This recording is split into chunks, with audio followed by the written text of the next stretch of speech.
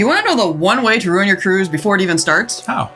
Ignore the one document that actually matters, your cruise contract. Every year, hundreds of cruisers are denied boarding at the port.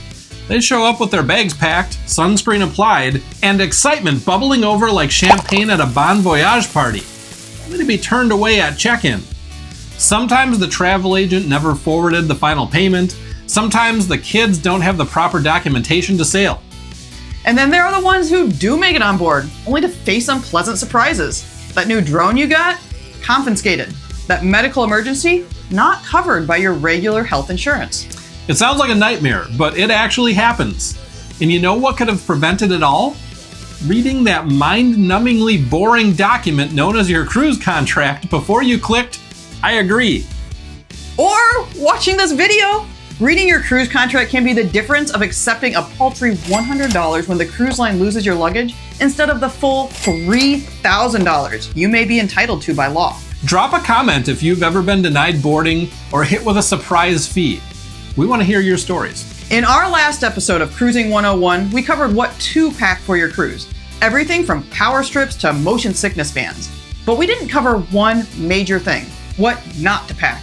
And that, my friends, is buried in your cruise contract, along with a treasure trove of other surprises that could make or break your vacation.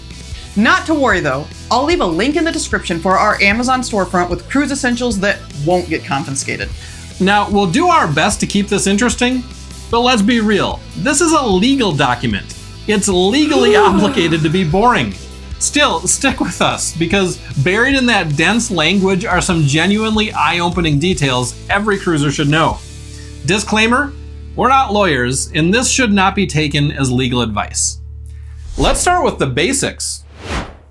Your cruise contract isn't written by some neutral third party looking out for your best interests. Nope, it's written by the cruise line, designed to protect their interests, aka profits.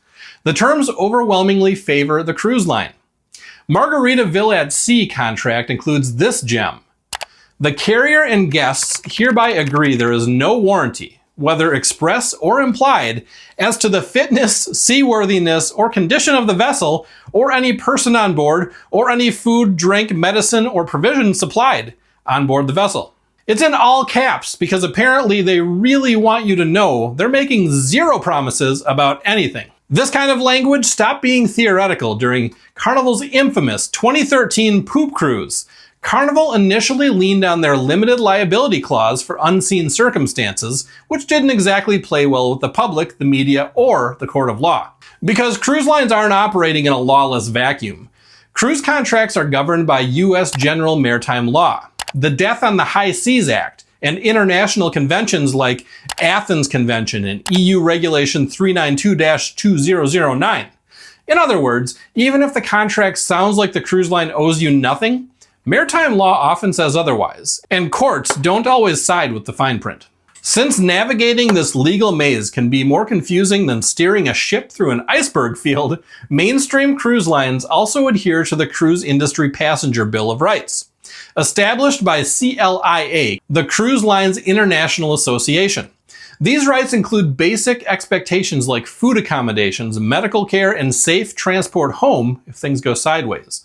And importantly, these protections override certain contractual disclaimers when real-world problems arise. The takeaway? Cruise contracts are written to scare you into thinking the cruise line has zero responsibility. But the law doesn't always agree. Understanding where the contract ends and your actual rights begin is where things get really interesting.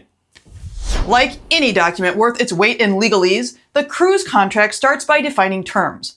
Most importantly, who is bound by the contract. Spoiler alert, it's you and the cruise line. But here's where the rubber meets the road. First, a cruise contract isn't like a concert ticket. You can't just hand it off to a friend if you decide not to go at the last minute. Every guest must be named on the booking. Name changes may be allowed, but they often come with a fee. MSC, for example, charges $50 for a name change after the initial booking, which is a strong incentive to double check your spelling before clicking confirm. Then there's the age limitations. Virgin Voyages keeps things simple with an adults only policy. 18 and up, no exceptions.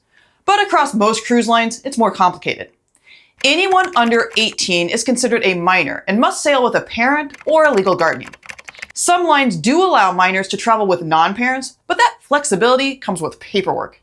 Typically, both parents must sign a notarized consent form. This must comply with the laws of the minor's country of residence and each port of call. Plan ahead because this paperwork takes time. Guests between 18 and 21 often find themselves in young adult purgatory.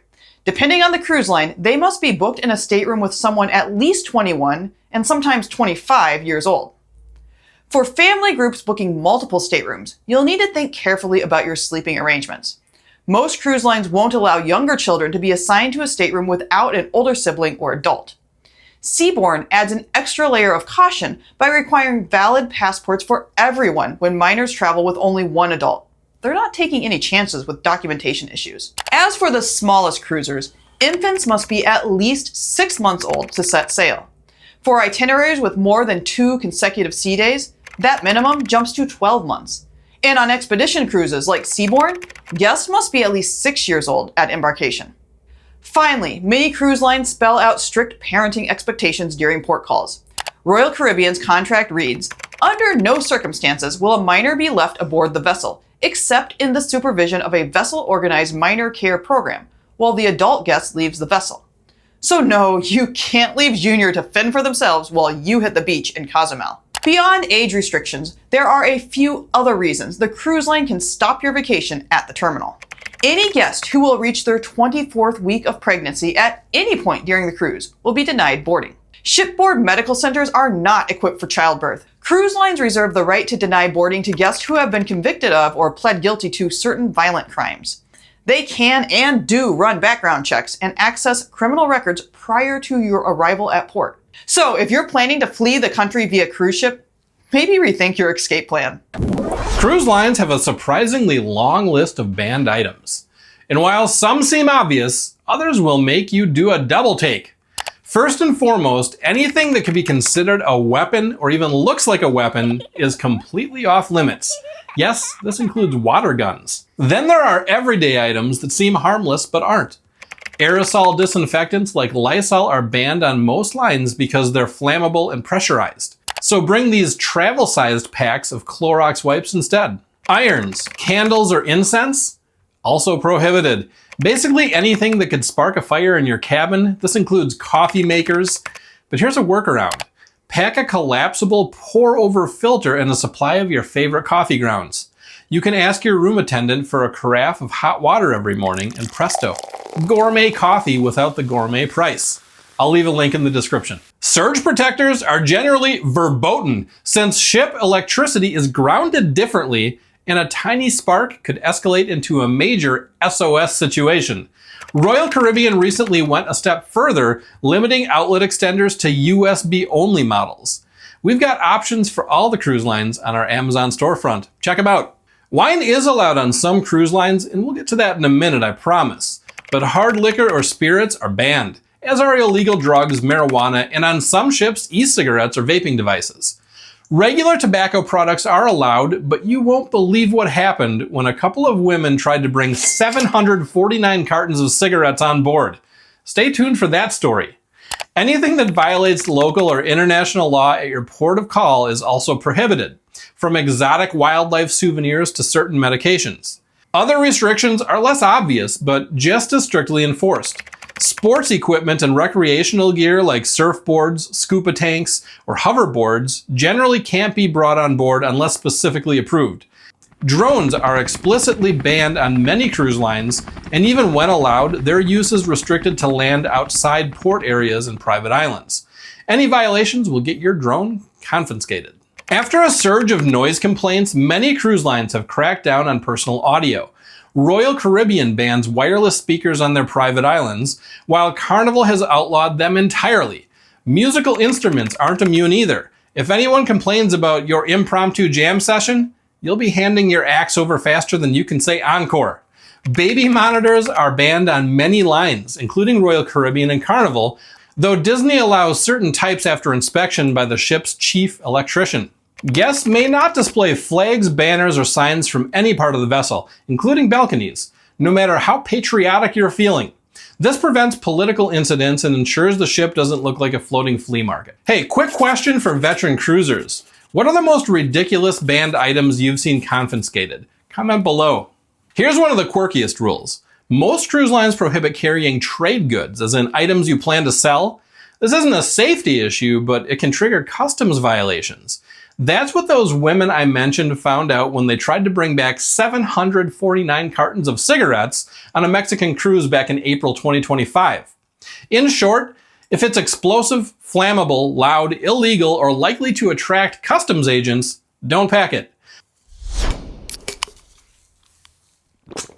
The question on everyone's mind, can I bring my own drinks? The answer is, it depends. First rule, any beverages you're allowed to bring must be carried on yourself. Do not put them in checked luggage unless you enjoy watching security confiscate them with zero hesitation and even less sympathy. As for what's actually allowed, hard liquor and spirits are universally banned. Wine and champagne get a little more love. Most cruise lines allow each adult to bring one 750 milliliter bottle on embarkation day, which is an excellent way to avoid the onboard alcohol prices. Just know that if you drink that wine anywhere outside your stateroom, the cruise line will charge a corkage fee between $15 and $25. It's essentially the cruise line's way of saying, fine, bring the wine, but we're still getting paid. Pro tip, pack a wine opener and enjoy a toast in your cabin. I've got a link to our favorite TSA-approved wine opener in the description. Non-alcoholic beverages like soda, energy drinks, and juice are often allowed, but the rules vary wildly by cruise line. To keep this from turning into a guessing game, I've put together a reference chart. You can pause the video here or head over to our website, embracetoday.com, to see the details. Note that medically necessary liquids such as distilled water for a CPAP machine or to mix baby formula are exempt from these rules. There are a few other important exceptions worth knowing. Some lines like Carnival allow you to restock your supply of sodas while in port. Disney Cruise Line does not allow guests to bring non-alcoholic beverages on board, but they do include soda with the price of their cruise fare. And as a bonus for adults, you can bring beer instead of wine on Disney. Then there are the hard no's. MSC and Margaritaville at Sea do not allow guests to bring any beverages on board at any time, alcoholic or otherwise. Here's where things get, let's say, interesting. Those automatic gratuities that pop up on your account every day, there's a lot more to them than meets the eye. Norwegian's contract explains that crew members are compensated by a combination of salary and incentive programs that are funded in part by the guest service charge paid by each guest. Sounds reasonable, right? Now check out Margaritaville at Sea's contract. Service gratuities are pooled and distributed in the sole discretion of the carrier. They go even further, stating any service gratuities paid by guests are the property of the carrier and shall be used for any purpose that the carrier deems fit. Translation, those gratuities become the cruise line's property and they'll distribute them however the heck they want. It's not quite the direct tip your server situation many passengers imagine. You can adjust the amount, but the cruise line controls the distribution. That $20 a day gratuity may not land directly in your cabin steward's pocket like you thought. If you're curious to learn more about the cruise gratuities controversy, we have a whole playlist about it here. Buckle up, because this is where the cruise contract gets creative about protecting themselves. Cruise lines are very clear about one thing. If a problem involves a third party, it's not their problem. Cruise contracts go out of their way to explain just how many people on board aren't actually employed by the cruise line, even if they're on the ship, wearing branded uniforms, or charging everything straight to your room account. That includes spa and salon staff, personal trainers in the fitness center, art auctioneers, guest lecturers, shore excursion operators, ground transportation providers, and even the ship's doctor and medical staff. Every cruise contract includes language stating that the cruise line is not liable for the negligent acts or omissions of anyone who isn't directly employed by them. So if the ship's doctor misdiagnoses you, that's between you and the doctor. If a shore excursion goes sideways, your argument is with the tour operator, not the cruise line whose logo was on the brochure. And here's a scary one. Travel agents are not part of the cruise line, and cruise lines do not verify the integrity of travel agents. If your agent fails to actually pass on the money you paid them to the cruise line, you won't be able to board. Yes, you heard that right. You could pay thousands to a travel agent, show up at the pier, and be denied boarding because the cruise line never received payment. This has actually happened several times, making headlines when cruisers discover too late that their agent was a scammer. Carnival's contract adds another wrinkle. It states that the cruise line may communicate with anyone reached at the contact info you provide and takes no responsibility for what happens as a result. In other words, if your booking details are shared with the wrong person, that's on you. The takeaway here is simple but critical. Choose your travel agent carefully and always verify that your payment has been received directly by the cruise line. Have you ever had issues with a travel agent? Share your experience in the comments to warn other cruisers. One nice thing about cruising, on most cruise lines, you can bring as much luggage as you want, as long as it's considered reasonable. Disney Cruise Line and Margaritaville at Sea are the exceptions, capping guests at 2 bags per person, but everyone else leaves it blissfully vague.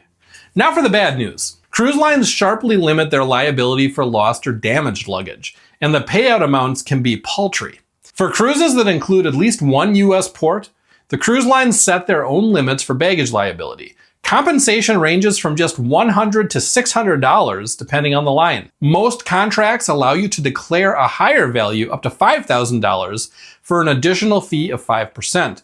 But in most cases, you're better off getting coverage elsewhere. For non-US itineraries, international treaties kick in and increase the limits the cruise lines are liable for.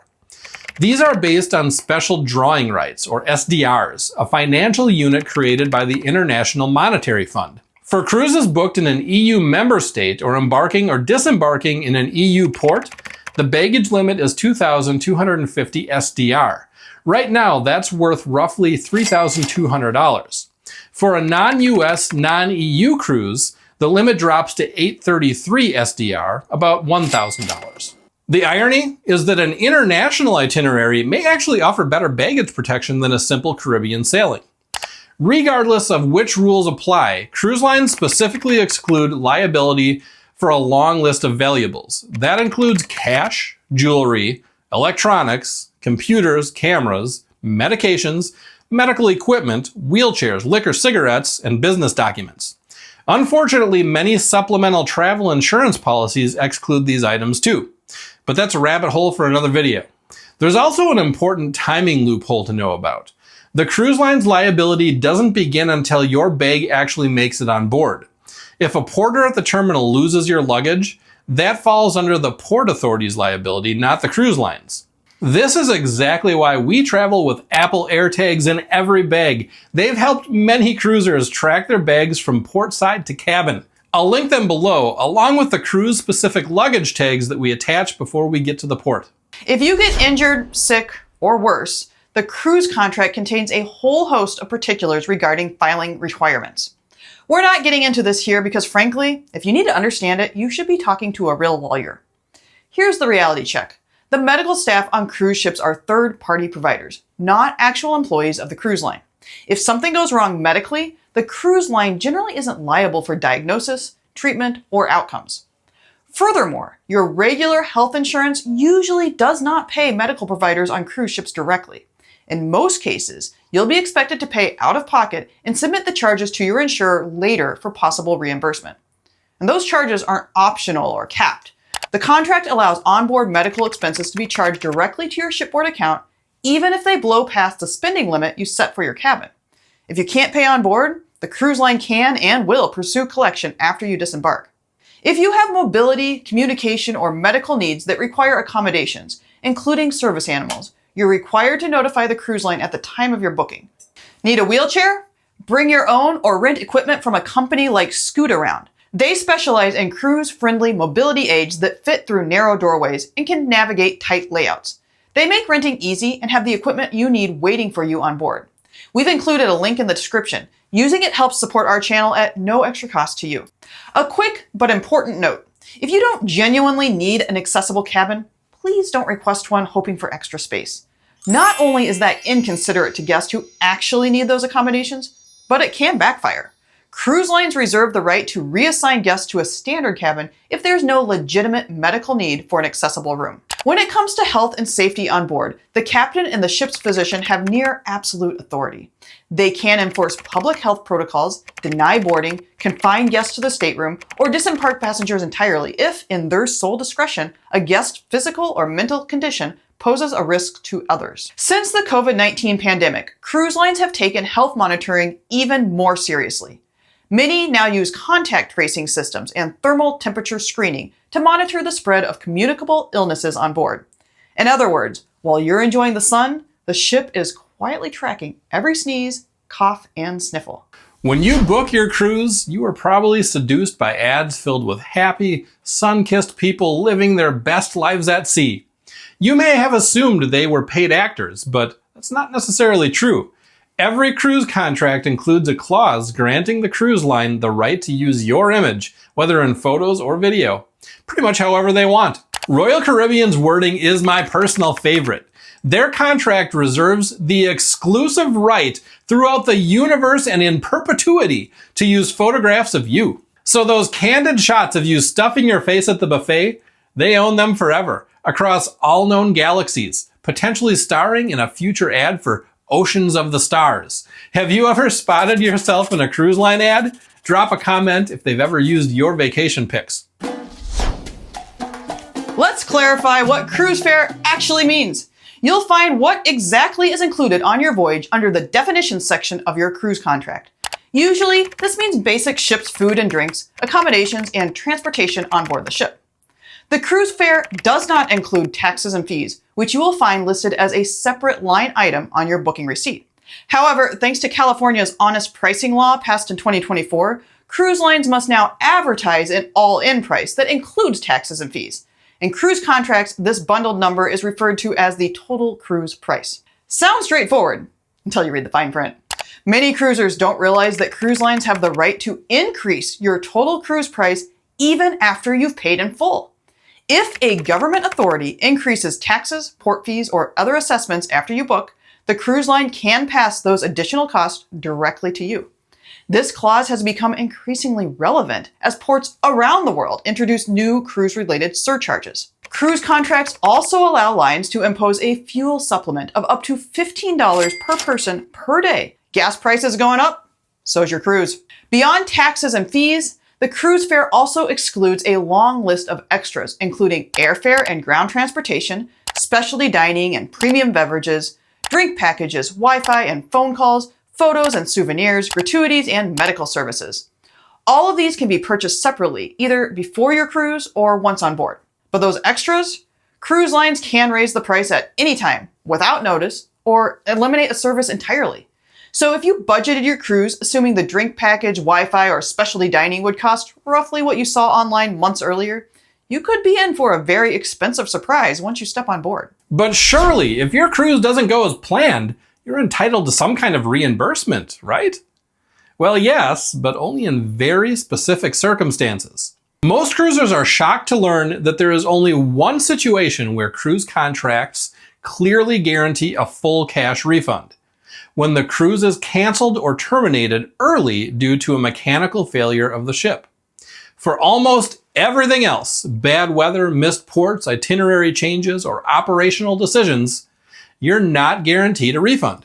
This is where force majeure comes in. It's a legal doctrine that basically means stuff happens. More formally, it covers events outside of the cruise line's control. Things like hurricanes, mechanical breakdowns, fires, pandemics, labor issues, government actions, or anything else that makes it unsafe, illegal, or impractical to operate the cruise as planned. When a force majeure event occurs, cruise lines are largely relieved of their obligation to deliver the exact cruise you booked. That's why a hurricane reroute doesn't trigger an automatic refund. If you decide you can't or simply don't want to take the cruise, you're dealing with an entirely different set of rules. Every cruise line has its own cancellation schedule, and they vary wildly. Generally, you'll pay an initial deposit to hold the booking. That deposit may or may not be refundable. Additional payments are refundable up until a certain number of days before sailing. But the closer you get to departure, the less you'll get back. Canceled too close to sailing, and most lines won't refund the fare at all. However, they will typically refund taxes and fees along with payments for add-on services like prepaid gratuities, drink packages, and specialty dining, assuming those items weren't bundled into the original fare. This is where wording really matters. Some cruise lines like MSC reserve the right to issue refunds as future cruise credit instead of cash.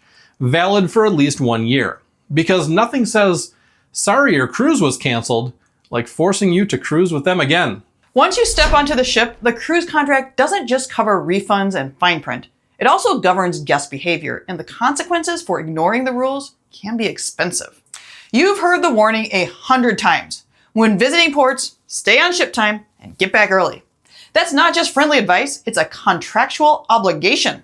Miss the ship and you may be held financially responsible for anything that results from your failure to board on time, including transportation to the next port, immigration fines, or port authority penalties.